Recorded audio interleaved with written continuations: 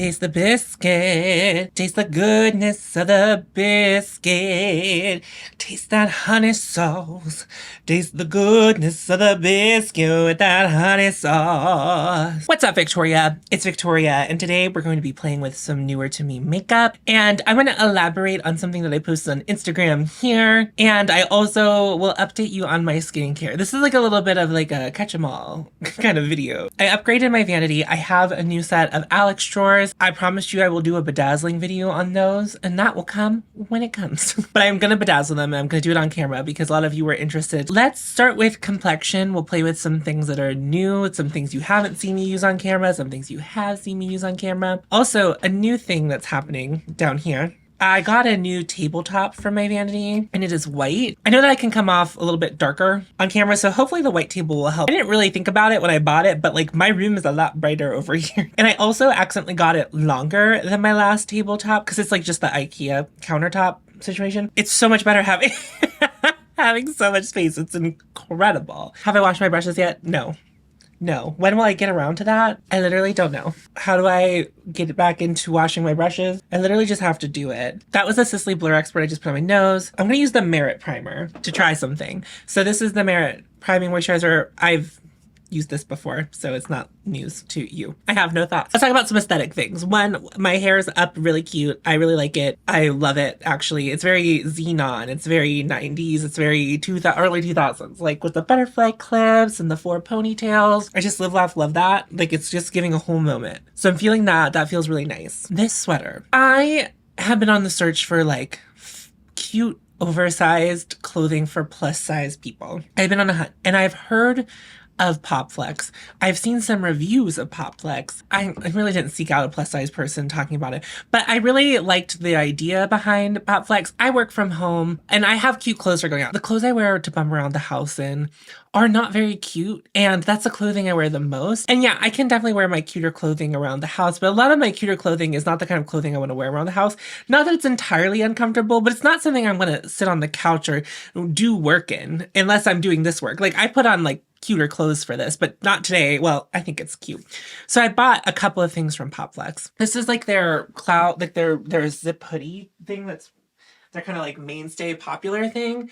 And it's just like so cute. I mean, I have it kind of like styled to be off the shoulders. So this is from Pop Flex, and I will link this down below. I really like it, but I also know that a lot of us are saving our money right now. If you're looking for something comfy, cozy to wear around the house that's like plus size and oversized, but feels cute. A lot of things designed oversized for plus size people always read like you're trying to look smaller, and this doesn't feel like that to me. It feels like an organic, oversized thing for a plus size person, because like I can do all the stuff with this that someone who's smaller than me can.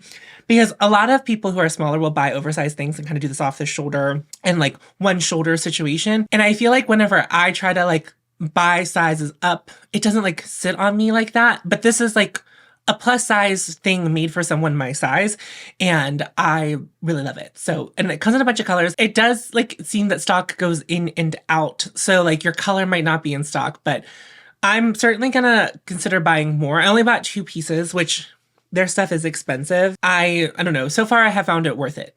I've been really enjoying it. So I bought these nails. They're very Avril Lavigne coated. I went to a mall I don't usually go to in Pittsburgh. If you're from Pittsburgh, it's the mall at Robinson. I don't often go to that mall. In fact, I think it had been more than a decade since I was at that mall. But there was like this cute little Asian store inside the mall. I'm pretty sure it's like a chain store. And they had press-on nails and like beauty and little like knickknacks, like just like kind of like stuff. I'm going to use the Decorte concealer. I have like a little bit of an update about this. I was talking about my skin looking drier than usual when I was using this, and that first time I used it. I don't feel that way. I feel like I was like it was definitely more matte, but I feel like on camera my skin looked immaculate. My skin looked incredible on camera.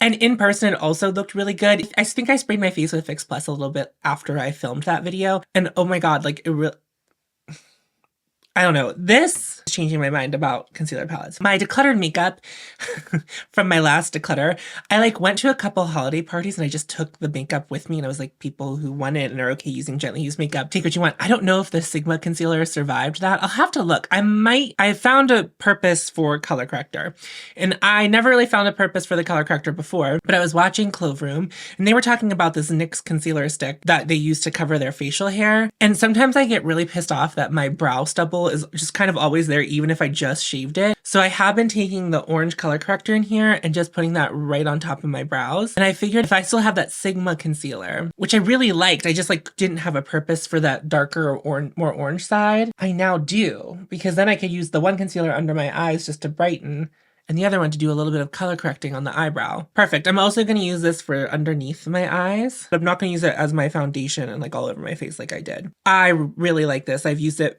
quite a few times just in my free time. It really is doing the trick for me. Just incredibly impressed by it. And like, I know that Hindash wouldn't let us down. I wasn't expecting to love this so much because it's just like not my usual thing. Perhaps I gave it a little bit more of a chance because Hindash recommended it to me, and perhaps maybe I'm not so easy on other things. I'm like, what am I supposed to do with this? And then I just I don't really figure it out. I don't know why I never really thought to cover my brows with the Sigma concealer, but I think it was just one of those things where like, I was trying to use this whole palette for a couple of days just to like get my head around it. And I was like, oh, I could use the color corrector to cover my brows, because I used it to cover my beard because I had shaved the last time I used this on camera. And I don't know why I didn't think about applying it to my brows, but my brows are something that's regularly shaved and I do not really want them to be seen on camera or in real life.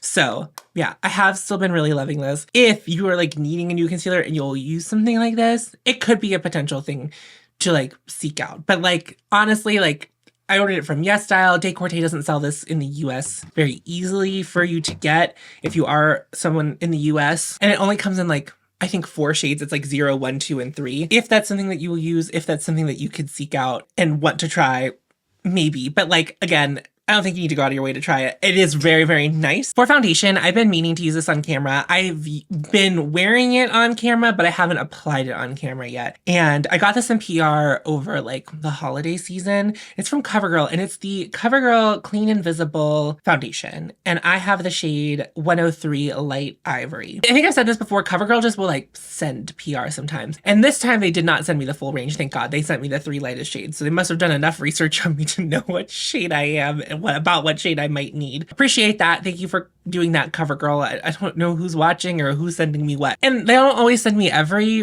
release, but I knew that this had relaunched because Sarah over at Sarah Rose Beauty bought it and had been using it again. And she had used the old version of it, which I think the packaging is the only thing that changed, but maybe they updated the formula. I've been using this off camera. I've like done full days of wearing it. Sometimes I don't know what foundations are worth doing like a foundation in-depth review like I can sometimes do with foundations. So I like wasn't sure. I want to use this on camera because I think that some of you will really like this. If you are looking for a new foundation and you are looking to not break the bank, because I think this foundation is like $7.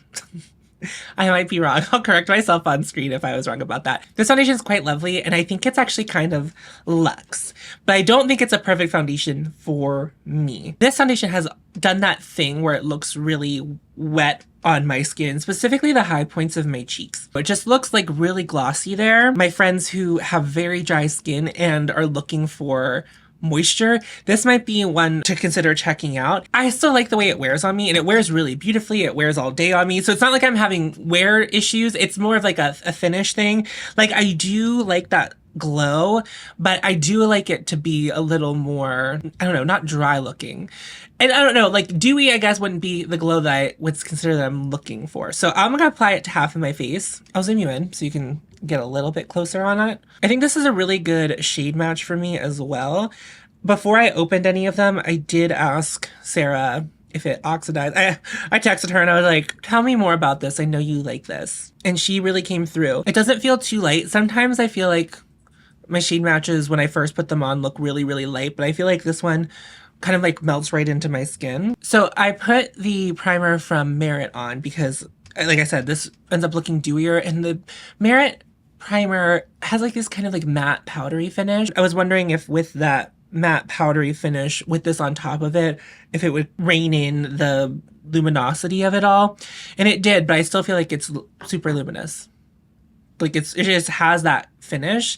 So I think people with dry skin might really, really like this. But if you have oily skin and you like this finish, it's worn really well on me all day. I've had really great longevity with it. It takes the powder well. I like this more than I liked the About Face foundation last year. And I think it's because I could never get that one to look matte in any place on my skin. And I feel like this one is a little more adaptable. I don't love it as much as I love the Patrick Ta foundation, which also has that like incredibly strong wet look. But I would say like this is like Patrick Ta light, because I feel like the coverage is kind of like a medium, light medium kind of coverage. You can still see a little bit of redness and imperfections through it, but like in the Patrick Ta, I feel like has a more of like a medium coverage as opposed to like a lighter medium coverage. I think this product existed long before the Patrick Ta foundation existed, but to me it's kind of giving a very similar vibe. I wouldn't, not a dupe, but if you have been attracted to the Patrick Ta at all, didn't want to spend that much on a foundation and you're ready for a new foundation, this might be a good alternative for you. But yeah, it's beautiful. It looks really good. I feel like it blurs the skin, kind of gives you a soft filter effect. Literally, I have no complaints about it. I really like it. And I've been reaching for it pretty organically since I got it. I've been reaching for that since I got it. And I've also been reaching for this quite a bit. I have been also wearing the one from Mob Beauty. I mean, more details to come from the Mob foundation from like the Mob review, which I think I'm going to actually try to post at the beginning of February, because I've been testing it for 2 months and I have been actually getting in there and really using a lot of the products. I still have to do wear tests for them, specifically the cream shadows, which I know that a lot of people are going to have feelings about and want to know the longevity of. So I'm going to try to do my best to see what I can do with them. I mean, I'm fairly certain that they're going to crease after not very long. Well, I've actually done a little bit of a wear test. I didn't film it, but I've worn the powder eyeshadows all day and those held up really well and like didn't really lose any pigmentation. So the Mob review is going well. If I can tell you anything, I've been excited to use the Mob makeup, which is nice because I was not excited or having fun using the Suku stuff that I tried last year. So that feels really nice. That feels good. That feels great, actually. So there's the CoverGirl foundation. It's great. Let me look at how many shades this comes in, because I will put in edit post how many shades they have here. But I did try, they sent me their Simply Ageless concealer last year, and it only came in 10 shades. So if this only comes in 10 shades, why? I don't know, like, what is that all about? I think if you wanted to like the Patrick Ta foundation, and there was a lot of things about it that were supposed to work for your skin and didn't, maybe try this as well. I knew that Sarah was a pretty big fan of it. I haven't tried a lot of the same complexion products that Sarah has tried, so I wasn't sure if we, like, looked for the same stuff. But I understand why she likes it. And I have been wearing makeup more. I've been doing makeup playtime for myself because I've been batch filming, and throughout the week, I just edit the videos and then I batch film again. And that has been nice because I've just been sitting down with my makeup and wearing it. And it's been really lovely. I've been using a lot of stuff in my everyday makeup drawer. There's actually only a couple of things in my everyday testing drawer that I haven't touched yet. I think is really great. And I was not expecting it to go that well, if I'm being honest with you. I do think that this foundation, sorry, as I'm touching my face, it is kind of transferring a little bit. I need to powder it. I don't know if someone with drier skin, if it would set a little more on your skin, but I'm going to need to powder this. And I'm going to use a lot of cream products today, so I will wait to powder it. I'm going to do my usual contour of Intuition, which Intuition, we're running low. I don't know how long to wait to buy a new one. I haven't figured that out for myself yet. When do I actually need to call it and buy another one? But I've been thinking, you know, like I told you in my last video, I think I'm only going to be really buying makeup to review on a more limited budget this year, because I'm not really looking to buy a ton of makeup. But to keep things fresh on the channel, I think doing occasional smaller reviews of things, kind of what I'm doing now, like things that will be incorporated into makeup playtime sort of videos, I think that will be nice to do. And I was considering, because I've been thinking a lot about Dior. I said that, and a lot of you thought that was really funny. In fact, Cam has many times since that video has gone live just said to me, well, I've been thinking a lot about Dior this year. And I think that's very funny. I didn't realize that that was a funny thing, but sometimes you post something on the internet and people are like, you thought this was the funny thing, but Actually, it's this other thing. If I try the Dior contour and I end up liking it, I would just keep that instead of buying Intuition. But I have swatched the Dior contour. I swatched it right before I went on the Creator and Friends trip because I think that was right around the time it came out. I remember it looking too warm for me. Although one of you said it was like a nice cool gray contour, so maybe I was wrong. Maybe I'll take my Intuition into Sephora and swatch it next to it and just take a picture and we can reflect on it. I'm gonna use Divine Daylight from Phytosurgence and do my usual thing with it and just press it into the cheek. Still loving doing this as my little special extra step for my complexion. See the blurring that it does? I love a blur. I love a blur. I love a glow with a blur. Very rare. Okay, for bronzer and highlight today, I think I'm gonna go into the Auric Mirage Shift palette. I do ultimately think that this is not for me, but I do think now that I've decided that, I am gonna keep the compact. I don't think I'm gonna pass it as a whole onto someone else because it is actually quite a lovely compact. It's not as heavy as I was expecting it to be, which is like one of the things I said in my original initial trying of it, but I'm not really reaching for this for anything other than the bronzer. Now that I've been kind of like moving makeup around in my makeup collection and like depotting, which we're gonna discuss whenever we get to blushes, because I do want to talk about it with you. I might just like find a purpose for this in that what I would like to do more of and get back into this year, more like kind of like half and half faces, where I do half my face in new product to me and the other half of my face in old product, and kind of just like show you like I have a lot of the stuff that, you know, like buying new stuff isn't always the solution kind of videos. Ultimately, it will be like where we land on that. I put the press-ons on too early today. I should have considered. So I'm just going to use the bronzer from this palette. And I do really like this bronzer. I think it's a good color. It's a very good color for fair-skinned people.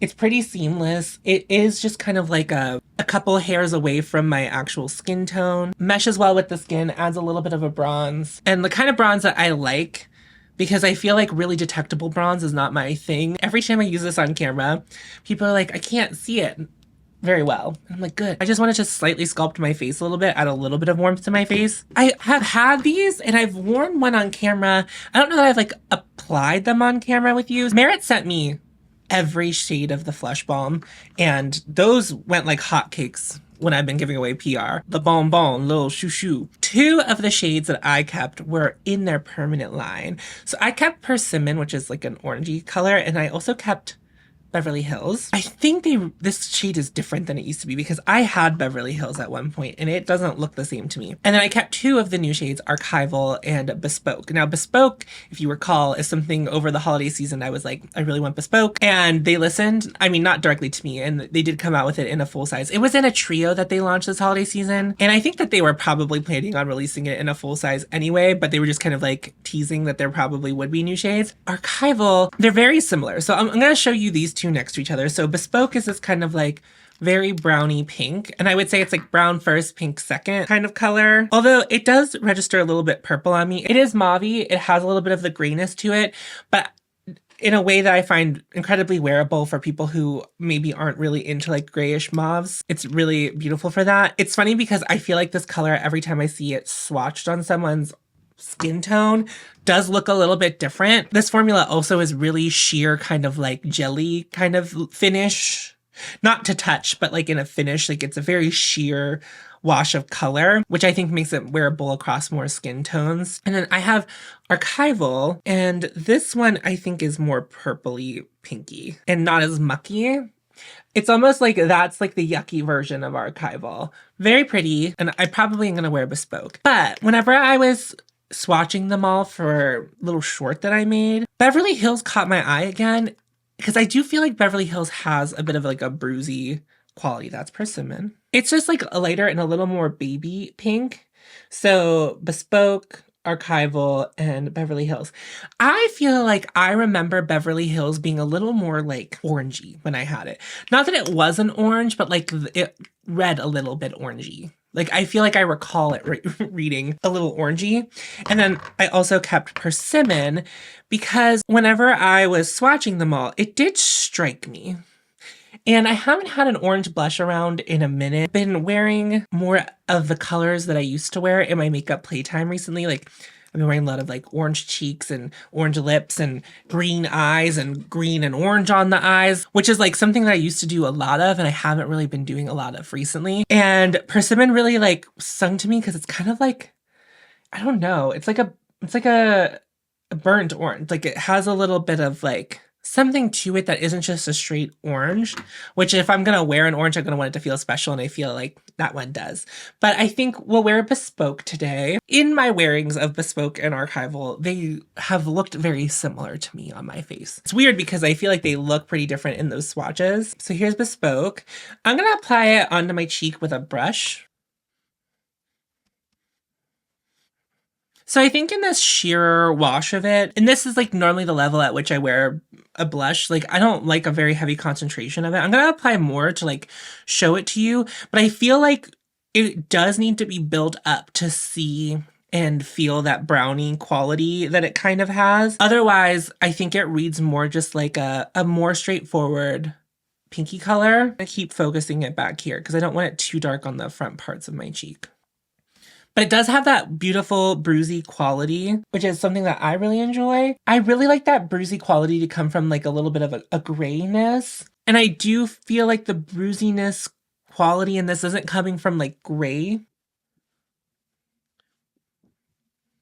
I don't know that I can really pinpoint like where the muckiness comes in. And maybe this is why on the skin and the level at which I wear it, Archival reads like similar to me on the cheek. I don't know. I actually think I have found in testing them that I do think I prefer Archival. We'll have to do like a half and half face with it, or I will in my free time, because they just read pretty similar to me on my skin. I know that people love, love, love swatches, but I do think that on the face is really the story that you're going to get. And baby, guess what? I'm not face swatching everything. I do not get paid big enough bucks to chap my cheeks like that. My skin is already a bit temperamental. To like put things on and take things off is going to really mess up my skin. And I love you all. I really do. What I won't do for love is that. And then I'm just going to top it with the highlighter from the Auric palette, which I don't really care for this highlighter. It's not the formula that I don't care for. It's really the color. It has a little bit of like a yellowish tone to it.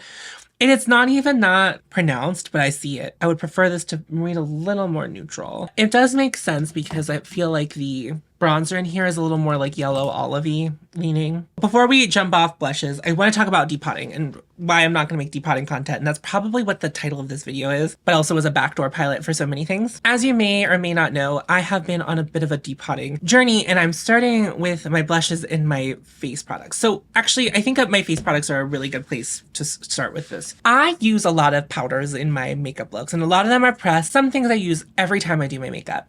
Whether I'm trying new things, whether I'm doing tried and true makeup, I do use the same stuff over and over again. So in this palette is all of the stuff that I use every day, and I can add a little bit more to it as well. I always use these powders every time I do my makeup. I have been using Divine Daylight from Phytosurgence with almost every look, unless I'm testing something for the first time. My Rituel de Fille contour over here. When I was doing my makeup before I did this, I had a lot of compacts out that I used every time, and now I just have this. Instead of having to open the 6 or 7 compacts to do my face makeup, it's just all right here, and I can dip my brushes or my fingers into whatever I need and just get on with it. And this went over very well. This has been very useful to me to do this. It wasn't always in this particular compact, but this is what sparked the idea for me. As we all know, makeup and the use of makeup and the trends of how people use their makeup swing back and forth. What I'm doing right now was pretty popular, I believe, in the early 2010s. Like a lot of people were depotting their makeup and moving things around, and like people were very into like customizable makeup. That is not the purpose for which I'm doing this. I'm trying to make my makeup work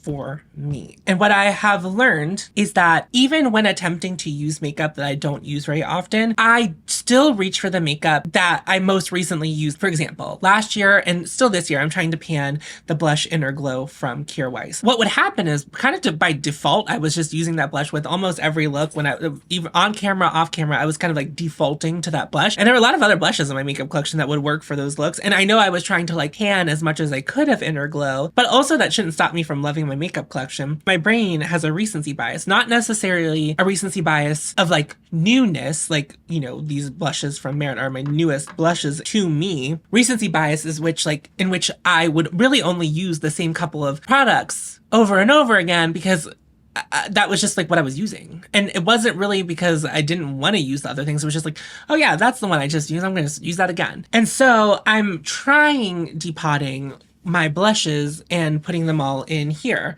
So I'm putting all my cream and powder blushes in here. I can't do it with my liquid blushes, obviously. I have some of them out in my everyday makeup drawer in a different magnetic palette. I'm really experimenting here, and this so far has been working for me. Some of you have been asking me to make depotting content and make content specifically around this. And I'm not gonna do that for a number of reasons. And if you are on Instagram, you already kind of saw my messaging about this, but I wanna post it here too. Thing number one is that I'm not good at depotting stuff right now. I have broken some things, and depotting eyeshadows, I can repress them and I can repress my other makeup. I have either spent my money on this or I got it in PR. I am personally comfortable with me breaking my makeup in an effort to do this. However, I cannot guarantee you, person who probably doesn't receive PR and is paying full price or sale price on your makeup, that you will not break your makeup in the process. I can't guarantee that to you. And another thing is, you might not want to do this. I understand that you're watching me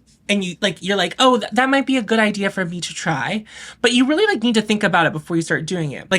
Before I even started depotting things like this, was like, I might break my makeup and I might hate this, but it's something I think I'm willing to try. And right now it is working out for me. But I'm making my makeup work for me. Seeing all of my blushes, or almost all of my blushes, in one place when I open this palette every time I do my makeup is really helpful. And I'm able to visualize all of my things. Even though I don't feel like I have a ton of blushes comparatively to some other people, I still wasn't remembering to use some of them because of other reasons. So this has been so helpful. Every time I do my makeup, I open this up. Very helpful to me.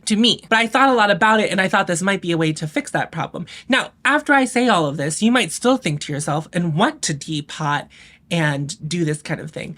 But you're going to have to do that on your own time, following other people who do that. There are a lot of people who are very good at depotting. I would recommend following makeup artists who are working on their pro kits and putting their kits together. They will probably show you how to depot and decant things and sanitize things. I'm not doing that. I'm not going to do that because I would do one video on it. And the one thing that really is annoying about depotting content is a lot of people think that they are the only person and the only correct person doing that sort of thing. And I'm not interested in having a comment section telling me that I'm depotting incorrectly, because it is kind of fun to depot. There's some catharsis in it. I have been enjoying the process of that. Filming that will make it more stressful because then I will feel like I have to do it more correctly, and I don't even feel confident in doing that. I don't want people to think that this is something that they should try just because I am trying it. And I know that you could watch my content and think, we're all adults here, we know what we want to do, but that's not always true. And that's not a read. I feel the same way sometimes. I'll watch a content creator, they do something, they buy a product, they try something,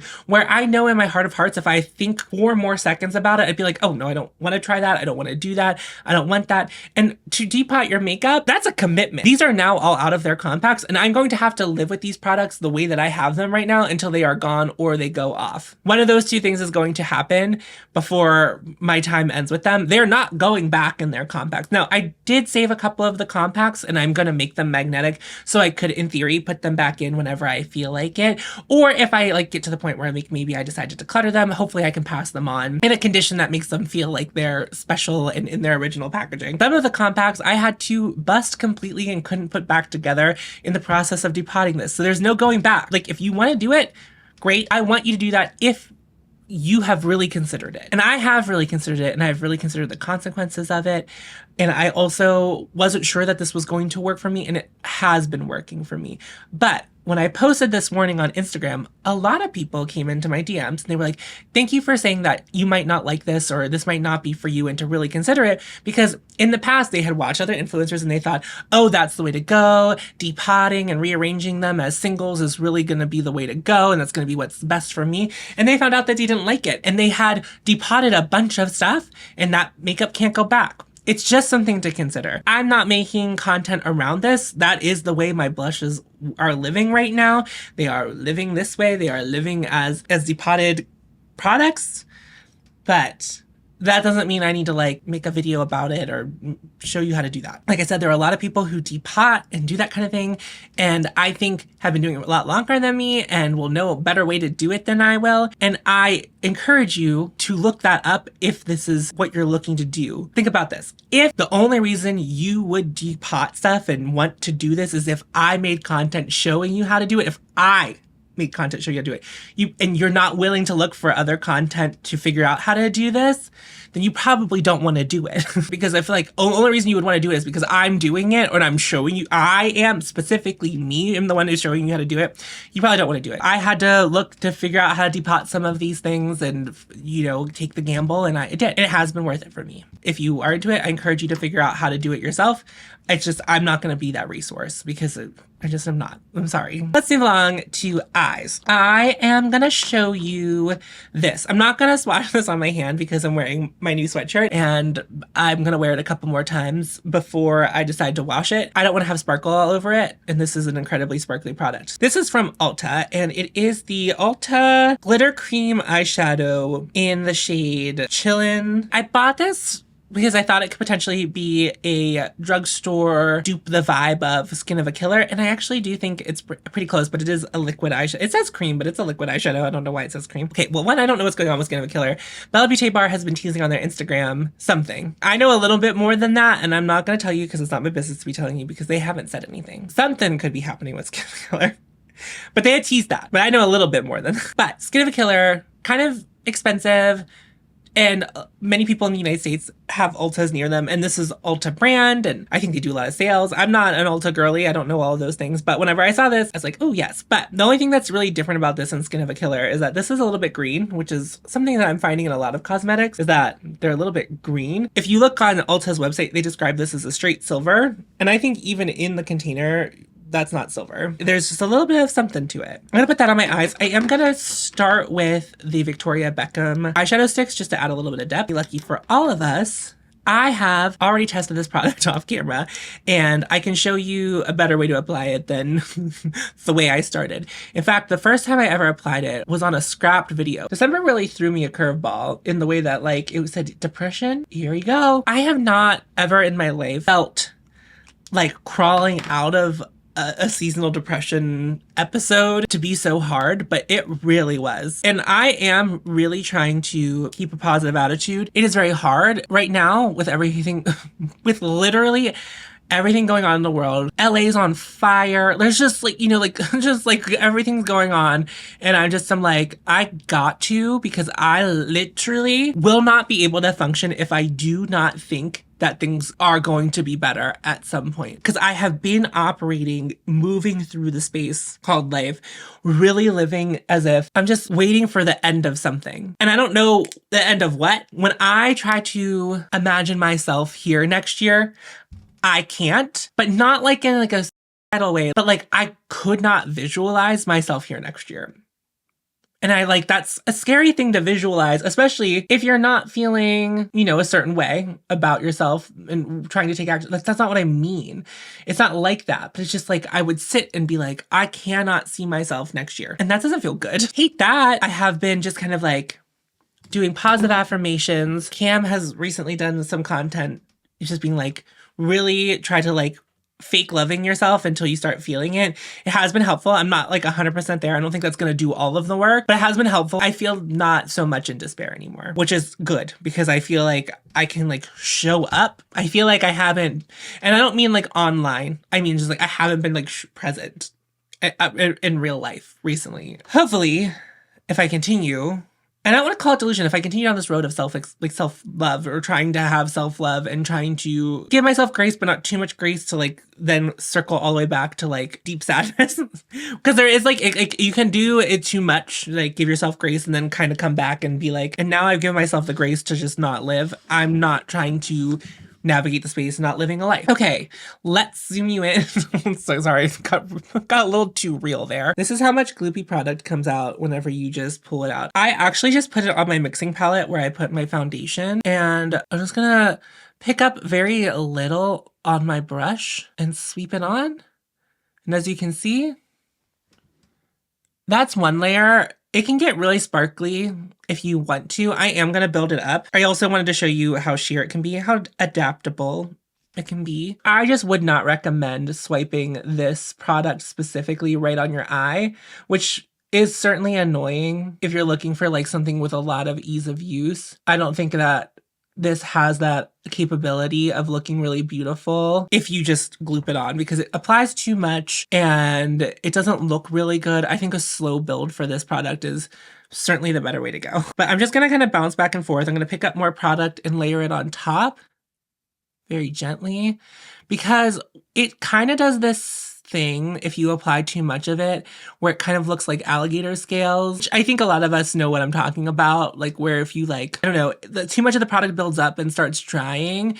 And I think whenever you do a really thin layer, it allows you to blend enough, but also sets while you're blending, but not too much where you get like the alligator scales that I'm talking about. I've used liquid shadows that have done that in the past. I'm not a super big liquid shadow person. $13, available for most people at Ulta, is a good option for something sparkly and beautiful and accessible. Especially like, I don't know, not that these are a dupe for the Armani liquid eyeshadows, because those ones you can just apply directly to your eye. But if you're willing to put a little bit of work in to these, I think they can be just as beautiful and effortless. I'm gonna do one more layer of it to see if I can try to get it to full opacity with this layering method. But if not, this finish is super appealing to me, like where we're at right now.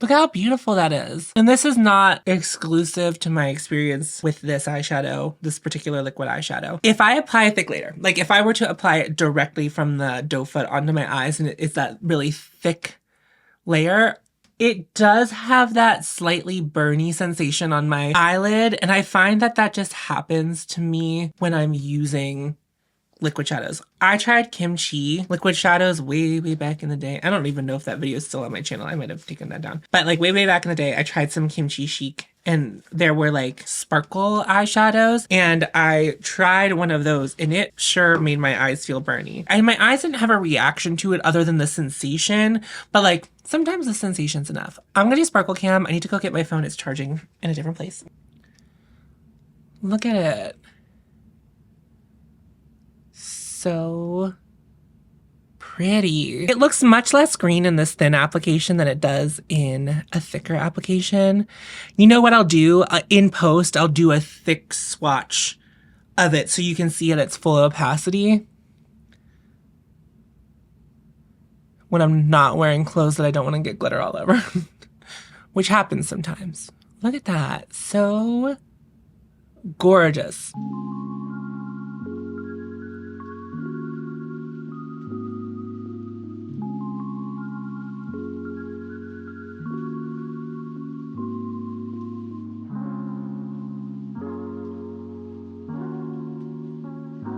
I'm gonna powder my face, and then I'm gonna talk about skincare while I powder my face. I'm not doing dedicated skincare videos because one, they don't really seem to do very well. Skincare is so personal in a different way than makeup is personal, because obviously we all have like different preferences in makeup and finishes and whatever. But skincare is, you know, it's people's skin, and having a bad reaction or a bad time when you try a skincare product is a lot different. If you didn't watch my empties video at the end of last year, that will be very helpful to get you to know what I tried, and in case you've tried similar things and you're looking for alternatives to that. I have been having problems with the high points of my cheek for the last year. I've talked about it on my channel many times. I used and finished an entire Prequel cleanser, and I really like it. I like that it's not dehydrating. It doesn't strip the skin at all. It's a really beautiful formula. You get a ton of it. It's not incredibly expensive. And so that's what I'm using as a cleanser right now. I'm not really sure how much cleanser plays into my skin. I think maybe in the drier months it might, and maybe the cleanser is just really working out for me. Daytime, I have been using the Rhode Milky Toner. I've used that immediately after washing my face. And then after that, I apply the Prequel Redness Reform, which is the thing that I was talking about. I think that is the thing that has helped my redness the most, and the moisturizers I've been using. I will like have a little section dedicated to my skincare linked down below, just so you can peruse yourself and figure out if any of those things might work for you. So I'm using that in the daytime. It's like, I'm not even sure like what's in it. I just bought it because it's like redness reform. I've already tried something from Prequel and it has worked really well for me. So it was more like a, okay, they say this is for redness. Redness is one of my issues. I don't want to say that redness is an issue. Some people don't mind their redness. So I use that, and I do think that overall my skin is looking more even. I still have redness. I'm not at a baseline when I wake up and my face is not red at all, but the tone is just so much more even since I started using that. It's been incredible. After that, during the daytime, I've been using the Extreme Cream from In Beauty Project, and I received that in PR. This is my second time receiving it in PR. It is so good for the daytime. It is such a good moisturizer. It has the efficacy of something much thicker than it feels to me. I don't think that my oily skin rejects it. I think my oily skin really like sucks what it needs out of it and then leaves like kind of like a protective layer of what my skin doesn't need to take in on top. It's lovely. I love it for the daytime. I used to use it at nighttime. I'm using a different moisturizer at night. That's been the daytime routine, and if I shave, I will spray hypochlorous acid. I also bought that from Prequel. Hypochlorous acid is something you can buy at the drugstore. You don't need to buy it from Prequel. You don't need to buy it from Tower 28. You buy it from wherever you want to buy it from. Whenever I said that I bought that, so many people were like, you can buy that at the drug. You can buy different. It doesn't have to be that expensive. And I was like, got it. Heard. Just letting you know that there are other options. I'm currently using the one from Prequel, so that will be the one that's linked down there. But just know that you can find it much more accessibly priced, even though I think Prequel is priced really fairly. The redness reform I think is like 20 something dollars, or maybe just flat $20. My skin loves it. I would happily pay $20 for that again. So I love that. And at night, cleanser, the Milky Toner from Rhode, and I'm finishing up the last dregs of my La Mer resurfacing treatment, which I really love, but Prequel has a lactic acid thing that they just came out with not that long ago, and I picked that up, but I haven't started using that yet because I'm still finishing the La Mer one. So I don't know how I feel about the one from Prequel. The La Mer one's really nice. That's what I will link down below because that is technically what I'm using. I'm using it every night. I'm not using a retinol right now. I do want to get back into retinol, but I'm very happy with the way my skin is. So I'm not really like trying to like play fast and loose with retinol or anything like that. I do want to invite it back into the routine, but I need to be very careful about what I do. I need something very gentle. Then after that, I lied. After the redness reform in the morning, I have been using In Beauty Project's. It comes in a white bottle.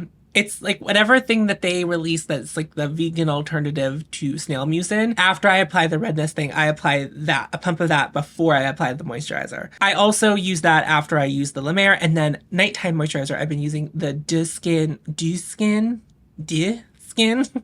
I'm using the DeSkin Instant Angel, the thick one, because I do think whatever I did with retinol last year that was really causing my cheeks to flare up, I think it messed with my barrier, and the Instant Angel I think is supposed to help with the barrier. I think it has ceramides and things like that in it to help with the barrier. And I do feel like my skin is feeling a lot healthier overall. I've been loving that. Will 100% buy the DeSkin again. My skin loves it, and I will 100% buy the redness reform from Prequel again. We'll see how my skin does after I finish that snail mucin thing, whatever it's called, from In Beauty Project, which was also PR. Only the stuff that I mentioned from In Beauty Project was PR. By the way, I bought everything else in the skincare regimen. That's been it. My skin has been thriving. I'm going to zoom you back in. I've been talking a lot about this mascara, even though I haven't really shown you applying it yet. So this is from e.l.f. Drugstore Diva. I told you I'm a Drugstore Diva now. I'm not. Here is the brush of the lash extender. It is a tubing mascara. So if you're not into that thing, you're not going to like this. I feel like most tubing mascaras do use a rubber wand. That's been my experience, at least. I've been really loving this. I mean, you get all the benefits of a tubing mascara. It's a $7 mascara. I feel like it separates, it lengthens, it volumizes. It's not like the most wow bam alakazam mascara I've ever used. I've used a lot more powerful, drama-filled mascaras, which I do prefer, but there is something to be said about like the ease of removal of a tubing mascara and just like the non-smudgingness of a tubing mascara. And they say you can layer this one. As I've said before on my channel and have been mocked for, do that. Like, I don't apply layer after layer of mascara like some people do, so I can't speak to how efficient it is in that. But there it is. Like, I feel like it does apply a fair amount of drama.